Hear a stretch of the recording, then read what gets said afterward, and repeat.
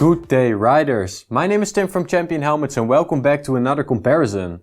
Scorpion released a brand new helmet, the EXO-GT SP Air. In this video we are comparing it to the infamous EXO-R1 EVO Carbon Air. Watch the full video to find out where they differ from each other. Before discussing any features, we quickly take a look at the recommended retail prices and certifications. Both helmets are ECE 2206 certified as you'd expect, and the SP Air comes with a recommended retail price of €470, while the R1 comes with a recommended retail price of €500. In terms of pricing, we don't see a lot of difference, but how do they compare in terms of features and properties? Stay tuned to find out. First up, the materials these helmets are made from. The SP Air is made from Scorpion's new material composition called Apex Series Composite Fiberglass. The specific type of fiberglass consists of 7 layers, where 2 of them are carbon layers. Talking about carbon fiber, the R1 is entirely made from carbon fiber. This is the lightest material helmets are made from and need less material to achieve the same amount of strength. This usually results in a lighter helmet. Alright, but what do both helmets weigh? Well, the only way to answer this is to take the helmets to our honest and accurate scale.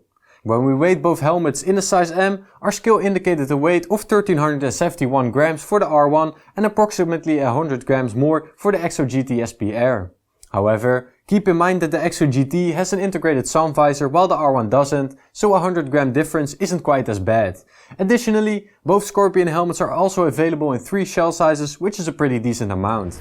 Alright, enough about the outer shells, let's look at the ventilation features. On the chin, we can find 2 adjustable air intakes on both helmets that can be operated with one slider.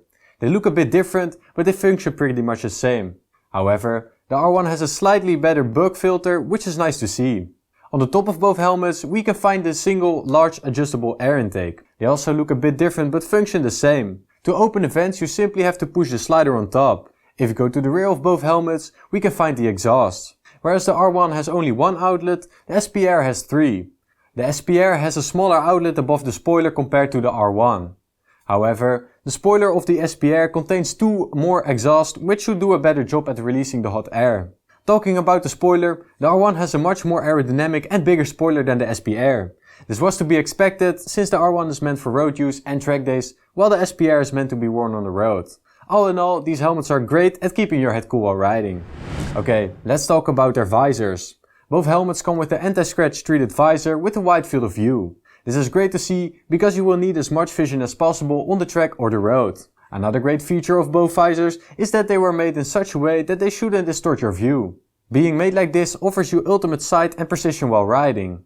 Both visors are also pillow prepared, which is great to see because this will prevent your visor from fogging up. The 120 XLT pinlock lens is found in the box with the helmets alongside an additional dark smoke visor. Are the visor features even different? Well, now comes the interesting part. The visor of the R1 is much sturdier and requires a lot more force to open. This is good since this will prevent your visor from slamming down while riding. The R1 is also prepared for tear-offs, which is necessary in racing conditions. Unfortunately, the tear-offs aren't included in the box. Even though the SP Air isn't tear-off ready, it comes with the integrated sun visor. This is very nice to see, of course. Finally, both visors can be opened from the middle and the visor mechanism works pretty much the same. Although the SP Air's mechanism is slightly smaller, you still have to pull the small lever on both helmets in order to release the visor. Alright, last but not least, we are going to compare the comfort features of both helmets. Both helmets come with Scorpion's so-called Quick 3 inner liner, which is fully removable, washable and antibacterial.